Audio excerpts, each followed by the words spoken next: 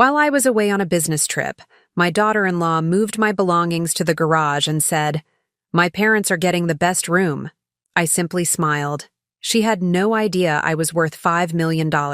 On Monday, I handed her a letter that, "I'm glad to have you here. Follow my story until the end and comment the city you're watching from, so I can see how far my story has reached." I stood in my own driveway at 11:30 p.m., exhaustion weighing heavy on my shoulders after 3 days in Chicago, closing a deal that would net my investment firm another $2 million.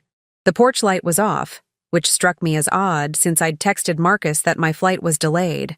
At 62, I'd learned to notice these small details. The front door was locked, but I had my key. What I didn't expect was to find my bedroom door closed with a hastily written note taped to it. "Mom, you're in the guest room tonight. Juniper's parents arrived early. Thanks for understanding. Marcus." Understanding? I'd been traveling for work while they lived in my house rent-free for 2 years, and now I was being relocated like an inconvenient piece of furniture? I walked to the guest room and flicked on the light. Empty. Completely empty. Not even the old floral bedspread that had been there for years. Looking for something? I turned to find Juniper standing in the hallway, arms crossed, wearing that thin smile she reserved for moments when she thought she held all the cards.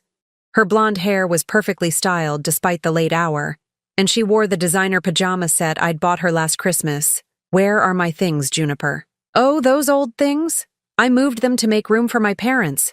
They're visiting for 2 weeks, and they deserve the best accommodations." She tilted her head, studying my reaction. "You don't mind, do you? I mean, you're hardly ever here anyway. Where exactly did you move my things?" "The garage. Don't worry, I covered everything with plastic sheets. Very thoughtfully, I think. The garage." She'd moved my belongings, my clothes, my mother's jewelry box, photographs spanning decades of my life, into the garage like discarded Christmas decorations. "Juniper, that's my bedroom." Her laugh was light, almost musical. "Well, technically, it's Marcus's bedroom now. We are married, after all. And since my parents are here to meet their grandson properly, they get the guest room. It's only logical that you'd take the alternative space." Alternative space. She meant the converted office above the garage, the room with no proper heating that Marcus had used for storage.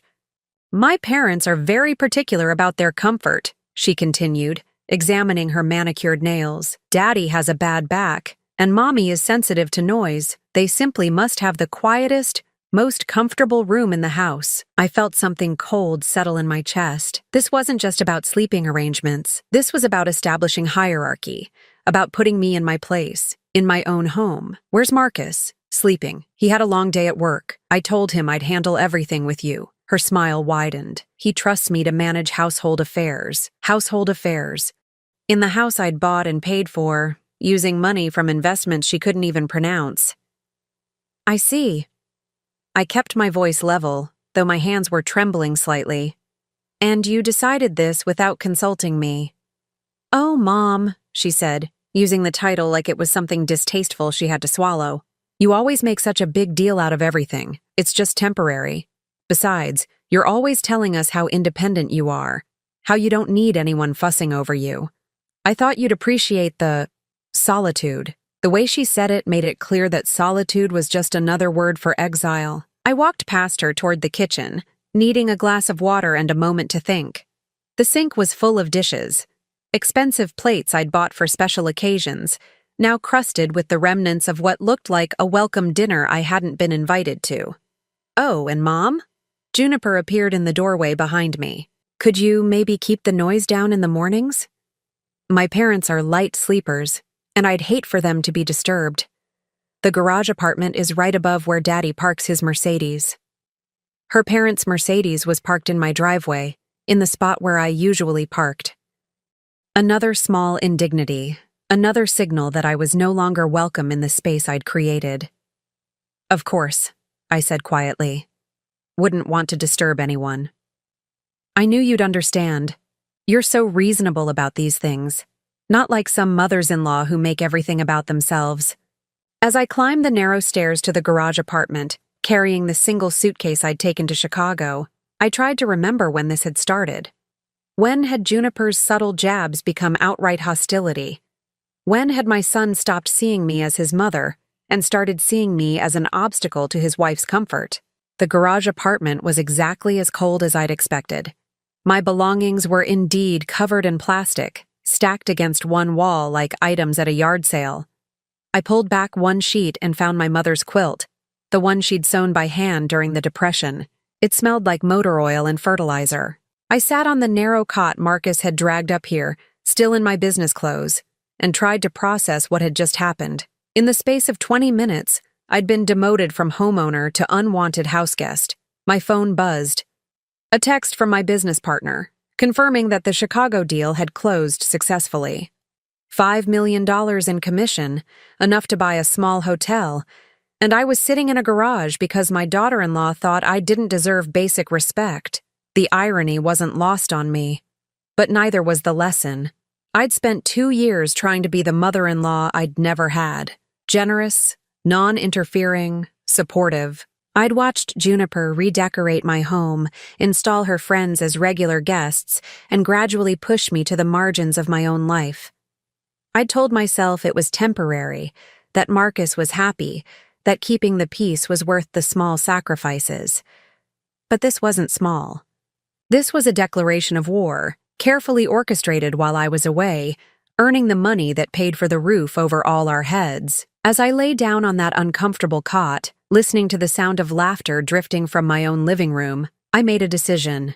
If Juniper wanted to play games about who belonged where, I was more than ready to clarify exactly who owned what. The next morning would bring revelations that would change everything. I woke up at 6 a.m. to the sound of car doors slamming below me.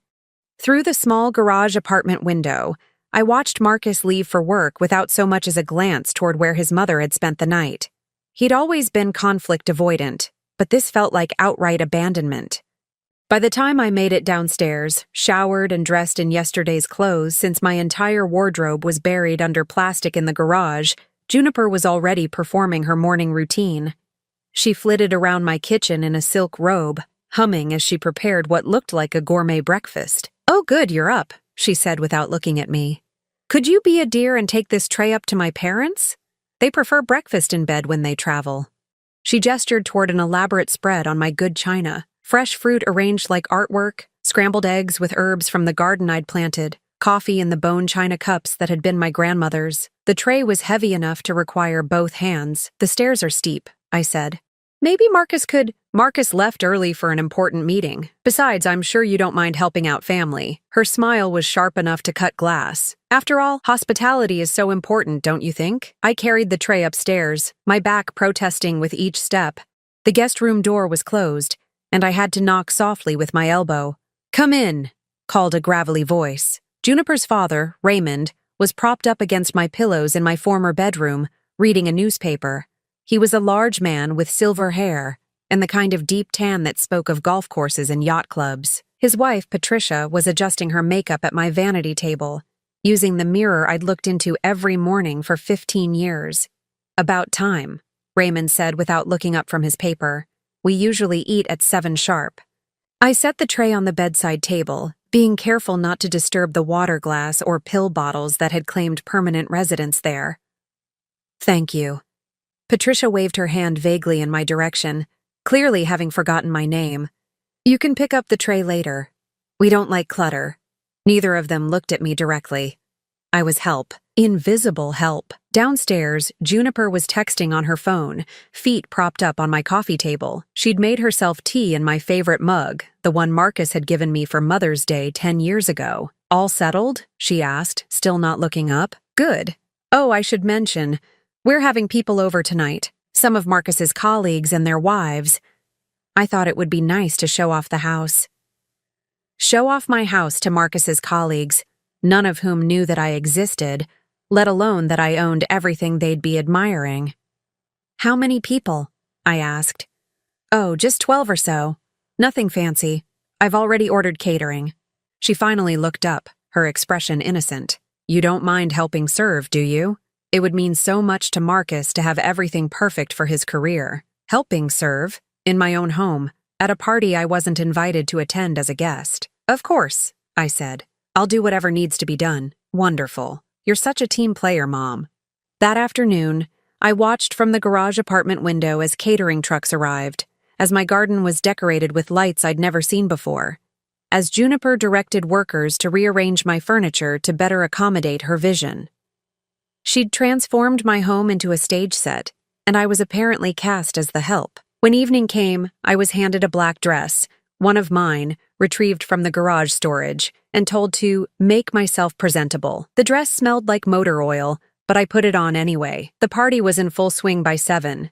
I moved through my own living room carrying trays of champagne and hors d'oeuvres, invisible to guests who complimented Juniper on her beautiful home and her exquisite taste. "You have such a lovely house," gushed a woman in pearls, cornering Juniper near the fireplace. "Did you decorate it yourself?" "Thank you," Juniper beamed. "It took forever to get it just right. Marcus and I have such specific tastes, you know. We wanted everything to be perfect. Marcus and I, as if I had never existed. And the location is divine," continued the woman. "You must have paid a fortune for this neighborhood." "Well, we were very lucky," Juniper said, accepting a fresh glass of wine from my tray without acknowledgement. "Sometimes the best opportunities just fall into your lap. Fall into your lap, like marrying a man whose mother owned prime real estate." I continued serving, continued being invisible, and continued listening. Juniper had crafted an entire narrative about their success, their home, their life. In her story, I simply didn't exist. During a lull, I found myself in the kitchen loading the dishwasher with glasses that cost more than most people's monthly rent. Patricia appeared in the doorway, surveying the scene with the expression of someone inspecting a hotel room. "The service has been adequate," she announced, "though the help is a bit old. Juniper, dear, you might consider finding someone younger next time, more energetic. The help. I was the help." "Oh, that's just Marcus's mother," Juniper called from the living room, her voice carrying easily. "She likes to feel useful. It gives her purpose, you know." Purpose. My purpose was to serve in my own home while my daughter-in-law took credit for everything I'd built. By the time the last guest left at nearly midnight, I was exhausted. My feet ached, my back was stiff, and I smelled like the industrial-strength dishwashing soap I'd been using all evening. "That went wonderfully," Juniper announced, kicking off her heels in my foyer. Everyone was so impressed. "Marcus made some excellent connections tonight." She stretched like a satisfied cat, then turned to me with that same bright smile. "Be a dear and finish cleaning up, would you? My parents have an early flight tomorrow, and I want everything perfect for their last morning. You understand?" I understood perfectly. I understood that I'd been played, manipulated, and systematically erased from my own life. I understood that Juniper saw me as nothing more than free labor and an inconvenience to be managed. But most importantly, I understood that it was time to stop playing the role she'd assigned me. As I wiped down counters in my own kitchen at 1 a.m, surrounded by the detritus of a party celebrating a life I'd financed but wasn't allowed to live, I made my second decision in 2 days. Tomorrow, I would make some phone calls. It was time to remind everyone exactly who owned what and who had been getting charity from whom. The performance was over. The real show was about to begin. The weekend brought new depths to my humiliation. Saturday morning, I woke up on that garage cot to find a handwritten list slipped under my door. Juniper's perfect cursive spelled out my weekend responsibilities: laundry, grocery shopping, meal preparation, and something called property maintenance that apparently included washing both cars and weeding the garden. At the bottom, she'd added a cheerful postscript: "Thanks for being such a sport about everything. You're the best, Jay." I folded the note carefully and placed it in my purse next to yesterday's crumpled schedule. Evidence. I was learning to document everything. By noon, I'd completed half the list when Juniper's voice rang across the yard. She was standing on my back patio with 2 neighbors, Joan and Mrs. Henderson, both women I'd known for over a decade. "Oh, there she is," Juniper called out, waving at me like I was a child. "Marcus's mother is such a help around the house. We're so grateful she's found something to keep her busy in her retirement." Joan looked confused. "Beulah, but isn't this your—" "She just loves feeling needed." Juniper interrupted smoothly. It's so sweet how some older people find purpose in helping family. She insists on doing the yard work herself. We can barely stop her. I was kneeling in my own garden, hands covered in dirt, while my daughter-in-law painted me as a charitable case who needed busy work to feel important. The neighbors nodded sympathetically, clearly buying into Juniper's narrative of the helpful grandmother-in-law who lived with them out of necessity. Well, she certainly keeps things beautiful, Mrs. Henderson said. The garden has never looked better. Oh yes, she has such a green thumb, Juniper agreed. We're lucky to have her. Though between you and me, she can be a little set in her ways about how things should be done. You know how it is with older generations. They have their particular methods. Set in her ways. Particular methods. Code words for difficult, stubborn, probably a burden. That evening, I served dinner to Juniper's parents again, this time joined by Marcus, who'd finally made an appearance. I watched my son, the boy I'd raised alone after his father walked out, the young man I'd put through college while working 2 jobs, eat the meal I'd prepared without once meeting my eyes. Beulah makes wonderful pot roast, Patricia announced, as if I weren't standing right there. Very traditional, old-fashioned recipes. She learned from her generation, Juniper added. They really knew how to make do with simple ingredients. Make do. As if my cooking was some quaint remnant of harder times. Not the meals I'd perfected in this very kitchen over 15 years of hosting dinner parties that had impressed judges, business partners, and community leaders. Mom's always been a good cook, Marcus said quietly. It was the first acknowledgement of my existence he'd offered since I'd returned from Chicago, and it felt like scraps thrown to a stray dog. We're so appreciative, Raymond added, cutting another piece of meat. It must be nice for her to feel useful at this stage of life. This stage of life.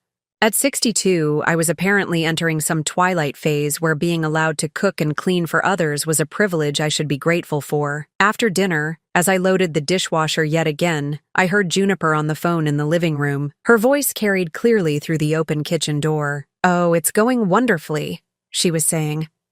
Better than I expected, actually. She's been so cooperative about the new arrangements. I think she finally understands that Marcus and I need our space to build our life together. A pause as whoever was on the other end responded, No problems at all. She's actually been quite helpful. I think having clear expectations has been good for everyone. Structure, you know. Some people need that. Another pause. Marcus? Oh, he's relieved, I think. He was worried about hurting her feelings, but now he sees how much happier everyone is when we all know our roles. It's really the best solution for everyone involved. Our roles. My role, apparently, was to be grateful for the privilege of maintaining the home I owned while pretending it belonged to someone else.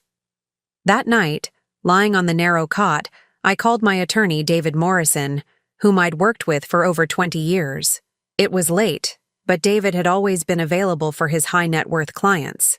Beulah, everything all right? It's nearly midnight. David, I need to ask you something confidential. If someone is living in my house, claiming it as their own, what are my legal options? A pause. Are we talking about squatters? Break-in situation? We're talking about family members who seem to have forgotten who holds the deed. Ah. David's voice carried the weight of someone who'd handled more than his share of family disputes among the wealthy. How long has this been going on? I told him everything. The garage apartment, the servant treatment, the public humiliation disguised as gratitude. As I spoke, I could hear him taking notes. Beulah, legally speaking, you have every right to reclaim your property immediately. The house is in your name alone, correct? Correct. I bought it outright in 2008. And your son and daughter-in-law are there as your guests? That was the original arrangement. They were supposed to save money for their own place. How long ago was that? 2 years. David was quiet for a moment. Beulah, I need to ask this directly. Do you want them gone? I stared at the ceiling of the garage apartment, listening to the sound of laughter drifting from my own living room. I want respect, David. I want to be treated like a human being in my own home. And if that's not possible, then yes, I want them gone. I'll draft some documents. Nothing aggressive, just a formal reminder of property ownership and guest privileges. Sometimes people need official letterhead to remember basic courtesy. After hanging up, I opened my laptop and began typing. If Juniper wanted to document my shortcomings and share them with neighbors, I could document a few things myself. I started with photographs: the garage apartment where I was sleeping, the plastic-covered belongings stacked like storage unit contents, screenshots of my bank statements showing the mortgage payments I'd been making on this house for 15 years. Then I documented the weekend's interactions: Juniper's list of chores, photographed with my phone, voice memos recorded on my daily walks, capturing my thoughts and observations while they were fresh, a detailed log of every meal I'd prepared, every cleaning task I'd performed, every dismissive comment I'd endured. By Sunday night, I had assembled quite a collection, evidence of a systematic campaign to erase my existence while exploiting my labor and resources. Sunday dinner was the final straw. Final. Juniper had invited Marcus's colleague Paul and his wife over, ostensibly to continue networking from Friday's party. I was, once again, designated as kitchen help. "This is such a lovely home," Paul's wife Sandra said, as I served coffee in the living room. "You're so lucky to have found something this perfect." "We really are," Juniper agreed. "The neighborhood is so established, and the house has such character. Original hardwood floors, crown molding, that gorgeous garden. It took us forever to find exactly what we wanted. Us. We. The pronouns that erased me completely. The previous owners must have taken excellent care of it," Sandra continued. Juniper laughed lightly. "Oh, there was only one previous owner, an elderly woman who'd lived here for decades. She kept everything very traditional. We've been updating things gradually, putting our own stamp on it. An elderly woman. I was the elderly woman, spoken of in past tense as if I'd died or moved to Florida. In Juniper's version of reality, I was a previous chapter that had been closed and forgotten. "It must have been expensive in this market," Paul commented. "Well," Marcus spoke up for the first time, "we were very fortunate with the circumstances. Sometimes opportunities present themselves. Opportunities, that's what I was. An opportunity that had presented itself." As I cleared dessert plates, listening to Juniper hold court in my living room about her decorating choices and future renovation plans, I made my final decision. Tomorrow was Monday.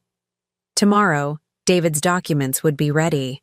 Tomorrow, the opportunities would start presenting themselves to me. I spent Sunday night organizing everything into a neat folder: photographs, recordings, financial records, and a detailed timeline of events since my return from Chicago. If this was going to be a legal matter, I would be prepared. But more importantly, I was mentally prepared. The hurt was crystallizing into something sharper, more useful. Anger, yes, but also clarity. I'd spent 62 years being reasonable, accommodating, putting other people's comfort before my own dignity. I'd raised a son to believe that kindness meant accepting whatever treatment others deemed appropriate. It was time for different lessons. It was time to teach my family what consequences looked like when you mistake generosity for weakness. The documentation phase was complete. Monday would begin the education phase. Monday morning arrived gray and cold, matching my mood perfectly. I'd barely slept, listening to the sounds of my own house settling above me like a constant reminder of where I wasn't welcome. By 7 a.m., I was dressed and sitting in my car in the driveway, watching Marcus leave for work without so much as a glance toward the garage. David's office was downtown, occupying the top floor of a building that had housed successful attorneys for over 50 years. I'd been here many times to sign documents, review investments, update my will. Never for anything like this. Beulah. David stood as his secretary showed me in. At 68, he'd been handling delicate family matters for longer than most people had been alive. His expression was carefully neutral, but I caught the concern in his eyes. "I have everything ready." He handed me a thick manila envelope. Inside were 3 documents: a formal notice of property ownership, a 30-day notice to vacate, and what David called clarification of living arrangements. The first document simply states facts, he explained: property ownership, mortgage history, legal residence. The second gives them 30 days to find alternative housing. The third offers them the option to remain as tenants with a formal lease agreement and monthly rent. I read through each page carefully. The language was precise, professional, and absolutely devastating.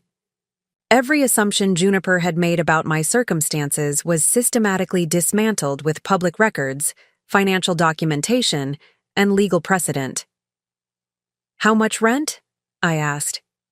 "Fair market value for this neighborhood would be approximately $4,000 per month. I've included comparable rentals in the area. $4,000 per month. More than Marcus made in take-home pay. More than they'd saved in 2 years of rent-free living. And if they refuse both options? Then they're trespassers, and we proceed accordingly." David leaned back in his leather chair, studying my face. "Beulah, I have to ask, are you certain this is how you want to handle things? Family disputes can get very ugly very quickly." I thought about the garage apartment, about being called the help in my own home, about Juniper's performance for the neighbors. "David, it's already ugly. I'm just making it official. There's one more thing." He pulled out another document. "I took the liberty of researching your daughter-in-law's background. Public records, credit history, employment verification. I thought you should know who you're dealing with." I scanned the pages, my eyebrows rising with each paragraph.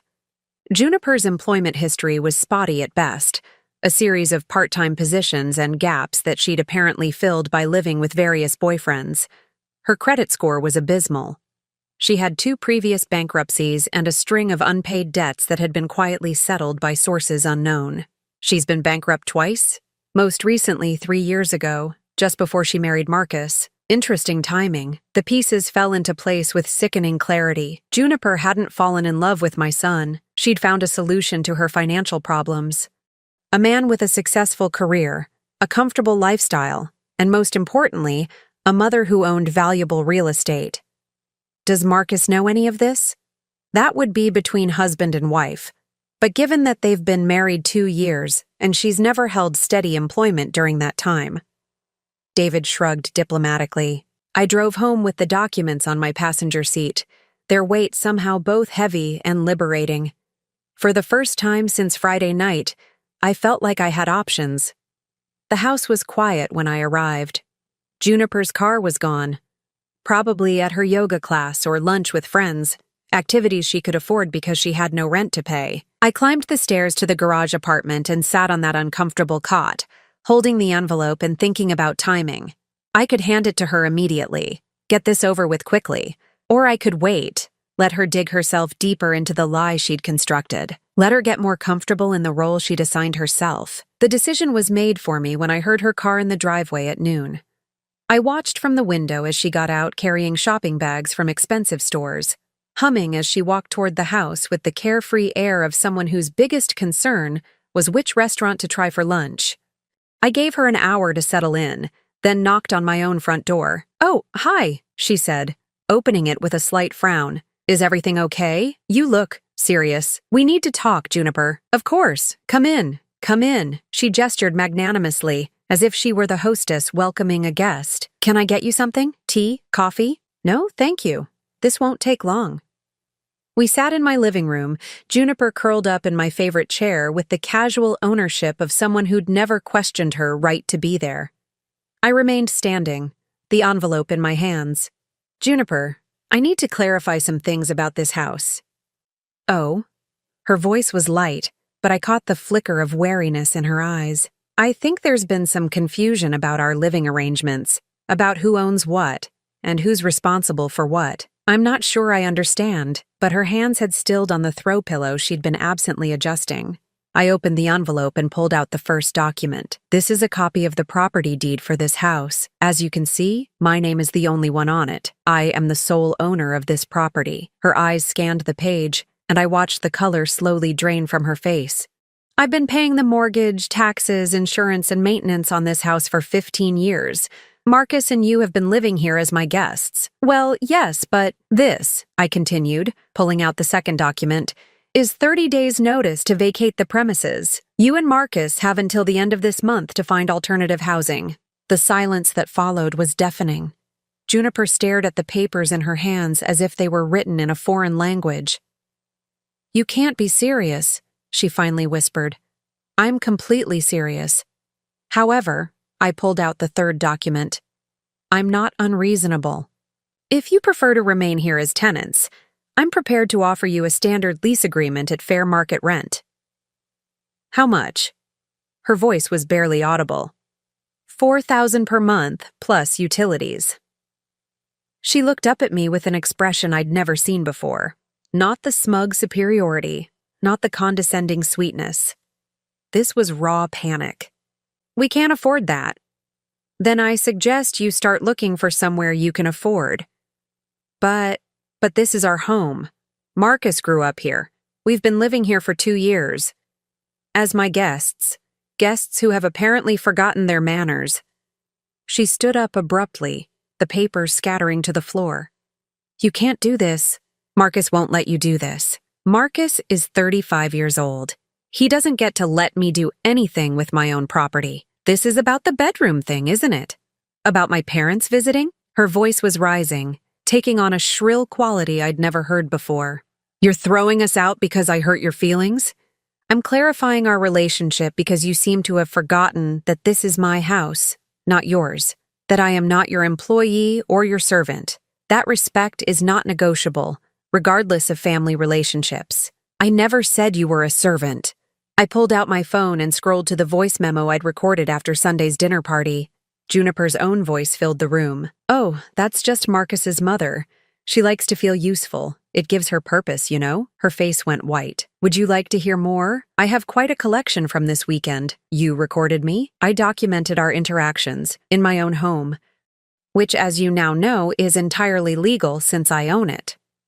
Juniper sank back into the chair, staring at the scattered papers. "Where are we supposed to go? That's not my problem. You're both adults with jobs and presumably some savings from 2 years of rent-free living." "We don't have savings." "We've been putting money into this house, into improvements, into what exactly? What improvements have you paid for?" She couldn't answer because there weren't any. Every upgrade, every repair, every improvement had come from my accounts. "I want you to understand something, Juniper. I've worked my entire adult life to own this home. I've invested wisely, saved carefully, and built a life that allows me to be generous with people I care about. But generosity should never be mistaken for weakness." I gathered up the papers and placed them neatly on the coffee table. "You have 30 days. I suggest you use them wisely." As I walked toward the door, she called after me, her voice desperate. "What am I supposed to tell Marcus?" I turned back to look at her.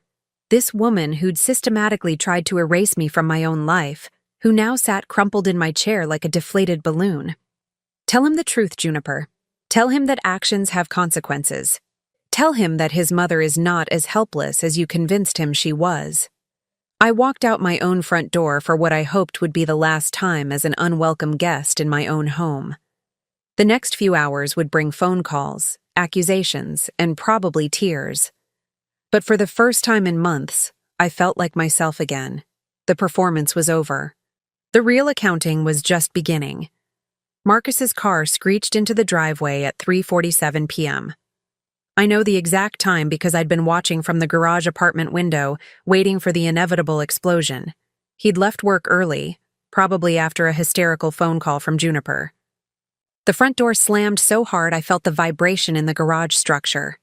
Raised voices immediately followed, Marcus's deep baritone mixing with Juniper's higher-pitched protests. I couldn't make out individual words, but the tone was unmistakable. Panic, anger, desperation. 20 minutes later, Marcus appeared at the garage apartment door. His face was flushed, his tie askew, and he had the wild-eyed look of someone whose entire reality had just been turned upside down. "Mom, what the hell is going on?" I gestured to the single chair I'd borrowed from the house. "Have a seat, Marcus. We need to talk." "I'm not sitting down. Juniper said you're trying to evict us. She said you served us with some kind of legal papers." "I delivered documents clarifying our living arrangement. Yes." "This is our home." "No, Marcus. This is my home. You and Juniper have been living here as my guests." He started pacing in the small space, running his hands through his hair the way he'd done as a child when he was upset. "But we've been here 2 years. We've been taking care of things, maintaining the property." "Taking care of things?" I kept my voice level. "Marcus, when was the last time you paid for anything related to this house? When was the last time you contributed to the mortgage, the taxes, the utilities?" He stopped pacing, his mouth opening and closing like a fish out of water. "I've been supporting both of you for 2 years while you saved money for your own place, which, apparently, you never actually intended to buy." "That's not. We were planning." He trailed off because we both knew it wasn't true. I pulled out my phone and opened my banking app. "Would you like to see the statements, Marcus? 2 years of mortgage payments, property taxes, homeowners insurance, utilities, repairs, every single payment from my accounts." He stared at the screen, the numbers telling a story he couldn't deny. "I checked your joint account balance this morning," I continued. "After 2 years of rent-free living, you and Juniper have saved exactly $1,200. Where did your money go, son?" His shoulders sagged. "Juniper likes nice things. She says we need to maintain a certain lifestyle for my career." "Whose career?" "Last I checked, Juniper hasn't held a job in the entire time you've been married." "She's been looking. The market is tough for someone with her background." I pulled out David's research folder. "You mean her background of 2 bankruptcies and a credit score of 480? The color drained from his face. "What are you talking about?" "You didn't know. It wasn't a question. Marcus, did you run a credit check before you married her? Did you discuss her financial history? We don't talk about money." She said it wasn't romantic. Not romantic. My brilliant son, who could analyze market trends and manage complex investment portfolios, had married a woman whose financial history looked like a cautionary tale, and he'd never asked a single question because it wasn't romantic. "Sit down, Marcus." This time he complied, sinking into the chair like a deflated balloon. I handed him Juniper's credit report and employment history. "Your wife has been living off men for the past 15 years. She's never held a job for more than 8 months. She's defaulted on credit cards, student loans, car payments, and rent. She declared bankruptcy in 2018 and again in 2021, 6 months before she married you." He stared at the papers, his hands shaking slightly. "This can't be right." "It's all public record, Marcus. She found a man with a steady income and a mother who owned valuable real estate. She didn't marry you for love. She married you for financial security."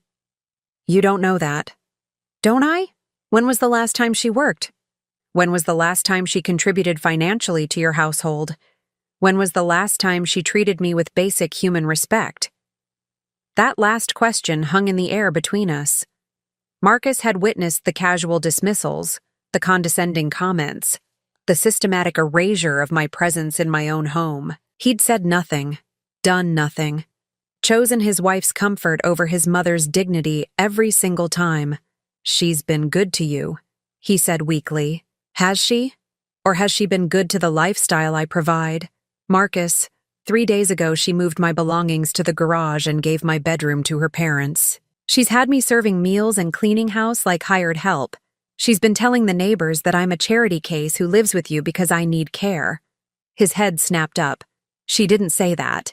I pulled out my phone and played the recording from Saturday's conversation with Joan and Mrs. Henderson. Juniper's voice filled the small space, painting me as a pathetic older woman who needed busy work to feel important. Marcus listened with growing horror, his face cycling through disbelief, recognition, and finally, shame. "She introduced me to your colleagues as the help," I continued. "She told them I was the previous owner who kept things traditional. Past tense, Marcus. She's been systematically erasing me from my own life while taking credit for everything I've built." "I didn't know." "You didn't want to know." It was easier to let her handle things, to avoid conflict, to pretend that your mother's feelings didn't matter as long as your wife was happy. Tears started rolling down his cheeks. At 35, my son looked like the lost little boy he'd been when his father left us 27 years ago. "I'm sorry, Mom. I'm so sorry." "Sorry isn't enough anymore, Marcus. I've spent 2 years watching you choose her over me, over basic decency, over truth. I've watched you stand by while she humiliated me in my own home. What do you want me to do? I want you to grow up.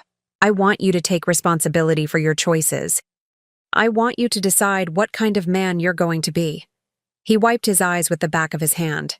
"The 30-day notice. Is that real?" "Completely real. You and Juniper need to find somewhere else to live. But we can't afford rent anywhere decent on just my salary. Then Juniper needs to get a job. A real job. Not some part-time position she'll quit when it becomes inconvenient." "She won't like that. Marcus, listen to yourself. You're a grown man worried about whether your wife will like the idea of contributing to your household expenses. What exactly does she bring to this marriage besides expensive tastes and bad debt?" He couldn't answer, and that was answer enough. "There's something else you need to know." I pulled out the final document from David's folder. "I've been updating my will. As it currently stands, everything goes to charity. You're no longer my heir." The words hit him like a physical blow. "Mom, no, please. I'm not doing this to punish you, Marcus. I'm doing it to protect assets I've spent my entire life building from someone who has proven she'll destroy anything she can't control. If you leave her, we'll revisit the situation. But Marcus, you need to leave her because it's the right thing to do, not because of my money." He sat in silence for several minutes, staring at the papers scattered on the small table between us. Outside, I could hear Juniper's voice on the phone, probably calling her parents or friends, spinning some version of events that cast her as the victim. "She's going to fight this," he said finally. "I'm counting on it. Because when she does, she'll show you exactly who she really is. And if I choose her," I met his eyes, "this man I'd raised alone, worked multiple jobs to support, sacrificed everything for, then you'll have chosen someone who sees me as an obstacle to be removed rather than a person to be respected. And I'll know that I failed to teach you the difference." Marcus left without saying goodbye. Through my window, I watched him walk back to the house with the slow, heavy steps of someone carrying an unbearable weight. The front door opened and closed quietly this time. The real fight was just beginning, but for the first time in months, I felt like I was on solid ground. I wasn't hiding in a garage apartment anymore. I wasn't pretending that love meant accepting abuse. I was standing up for myself, and it felt like coming back to life. The evening would bring more tears, more accusations, more desperate attempts to make me the villain in their story. But I was done being anyone's victim. I was done being invisible in my own life. Tomorrow would bring new challenges, but tonight, I was exactly where I belonged, in control of my own destiny. 6 months later, I stood in my own kitchen making coffee at 7 a.m., wearing my bathrobe and slippers, listening to the blessed sound of absolute silence. No demanding voices, no passive-aggressive sighs, no footsteps overhead reminding me that I was unwelcome in my own space. The transformation had taken exactly 28 days. Marcus and Juniper had fought the eviction, of course. Juniper had tried tears first, then threats, then a desperate attempt to turn Marcus's colleagues against me by painting herself as a victim of elder abuse. She'd called Adult Protective Services, claiming I was mentally incompetent and being manipulated by my attorney. That backfired spectacularly when the caseworker discovered that the concerned daughter-in-law had been living rent-free in my house while systematically isolating me from my own social circle. The breaking point came on day 15. I arrived home from lunch with my neighbor Joan, a relationship Juniper had nearly destroyed with her lies, to find Juniper in my bedroom, photographing my jewelry and valuables. She claimed she was documenting things for insurance purposes, but we both knew she was cataloging assets she'd expected to inherit. "Insurance purposes?" I'd asked, standing in my own doorway watching her rifle through my mother's jewelry box. "Well, at your age, it's important to keep track of valuable items. For security reasons. At my age, as if being 62 made me incompetent to manage my own possessions. That night I changed all the locks. Marcus had to choose, move out with his wife, or sleep on the street. To his credit, he chose correctly, but it took him another week to follow through with filing for divorce. The divorce proceedings had been swift and brutal. Faced with David's documentation of her financial history, her recorded statements, and her obvious attempts at manipulation, Juniper's attorney advised her to settle quickly. She walked away with half of Marcus's modest savings and nothing else. No alimony, no claim on property she'd never owned, no continuing support from the family she'd tried to exploit. Marcus had moved into a small apartment across town. We'd had dinner twice since then. Awkward, careful conversations where he apologized repeatedly and I slowly, cautiously, began to forgive. He was working with a therapist, trying to understand how he'd allowed himself to be so thoroughly manipulated. It would take time, but I saw glimpses of the son I'd raised, the man who'd temporarily lost himself in someone else's toxic fantasy. I kept thinking that if I just went along with whatever she wanted, everything would work out, he'd told me during our last dinner. I thought keeping peace was the same thing as keeping love. Peace built on someone else's suffering isn't peace, Marcus. It's surrender. He'd nodded, understanding finally dawning in his eyes. This morning, as I sipped my coffee in the breakfast nook I'd reclaimed, I thought about the lessons the last 6 months had taught me. At 62, I'd learned that it's never too late to refuse to be diminished, that generosity without boundaries becomes enabling, that family love doesn't require tolerating family abuse. The house felt different now. Lighter somehow, as if removing toxic energy had physically changed the atmosphere. I'd redecorated the master bedroom, replacing the cold colors Juniper had chosen with warm blues and greens that reminded me of peaceful mornings by the lake. I'd converted Marcus's old room into a proper home office, complete with a view of the garden I was slowly returning to its former glory. My phone rang, interrupting my thoughts. Joan's number appeared on the screen. "Good morning, neighbor. Are you free for lunch today?" "Absolutely. What did you have in mind?" "That new place downtown. I want to hear all about your book club meeting last night. And Margaret wants to apologize in person for believing those ridiculous stories about you being difficult." Margaret, another neighbor who'd been poisoned against me by Juniper's careful campaign of character assassination. It had taken months to rebuild those relationships, to undo the damage done by someone who'd seen my social connections as threats to her control. Tell Margaret not to worry about it. We all want to believe the best of people, even when they don't deserve it. After hanging up, I walked through my house, room by room, reclaiming spaces that had been poisoned by resentment and manipulation.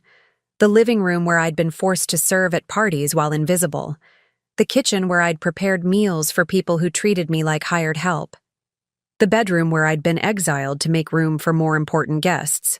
All of it was mine again. All of it was clean. My phone buzzed with a text from my investment advisor. Q3 portfolio review shows 12% growth. Excellent year. Lunch next week to discuss charitable giving strategies. Charitable giving. I smiled, thinking about the irony. For 2 years, I'd been giving charity to people who claimed to love me while systematically destroying my self-worth. Now, I was ready to give to causes that actually deserved support. I'd already made my first donation, a substantial contribution to a local organization that helped women escape financially abusive relationships. The counselor I'd spoken with had told me how common my story was.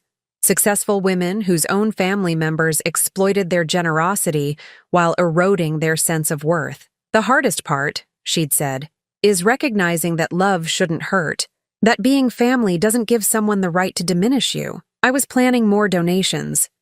A scholarship fund for non-traditional students returning to college.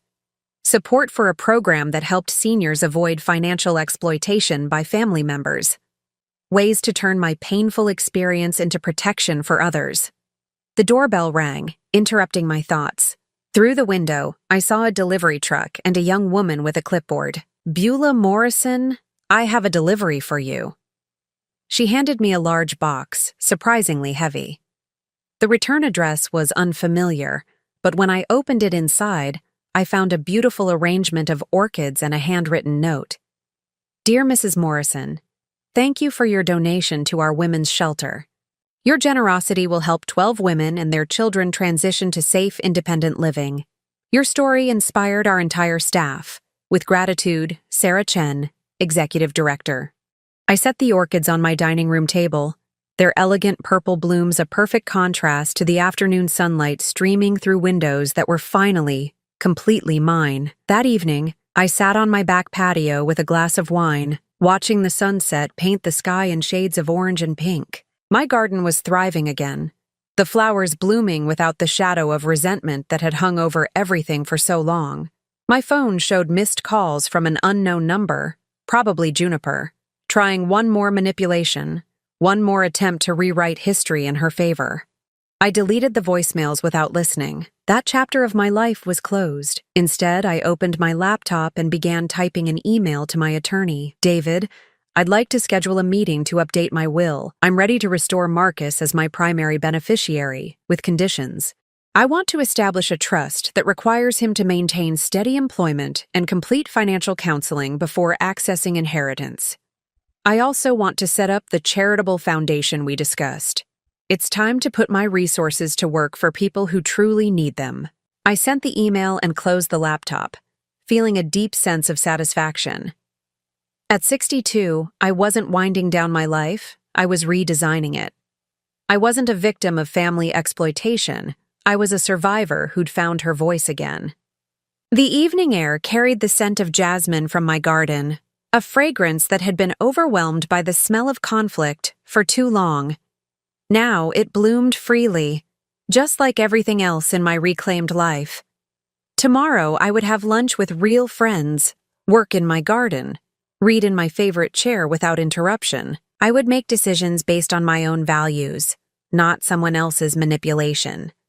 I would live in my own home as myself, not as whatever diminished version others found convenient. I'd learned the most important lesson of my life at an age when many people think learning is finished, that love without respect is not love at all. That family who exploit your generosity while attacking your dignity are not acting like family, that it's never too late to choose yourself. The stars were beginning to appear in the darkening sky, each one a reminder that even in the darkness, there was light. Even after the cruelest betrayals, there was possibility. I was 62 years old, financially secure, emotionally free, and surrounded by people who valued me for who I was, not what I could provide. I was learning to garden again, to read for pleasure, to have conversations that didn't require walking on eggshells. I was learning to live without apologizing for taking up space in my own life. The phone rang one more time. This time it was Marcus. Hi, Mom. I just wanted to call and tell you something. What's that, sweetheart? I'm proud of you, for standing up for yourself, for not letting us destroy who you are. I'm proud of you, and I'm sorry it took me so long to see what was really happening. Tears pricked my eyes, but they were good tears. Healing tears. Thank you, Marcus. That means everything. I love you, Mom. The real you, not the version Juniper wanted you to be. I love you too, son. After hanging up, I sat in the peaceful darkness of my own backyard, listening to the sound of wind chimes I'd hung without asking anyone's permission. This was what freedom sounded like. This was what self-respect felt like. At 62, I was finally home. Now I'm curious about you who listened to my story. What would you do if you were in my place? Have you ever been through something similar?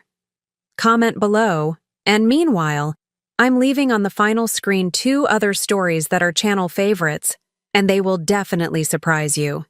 Thank you for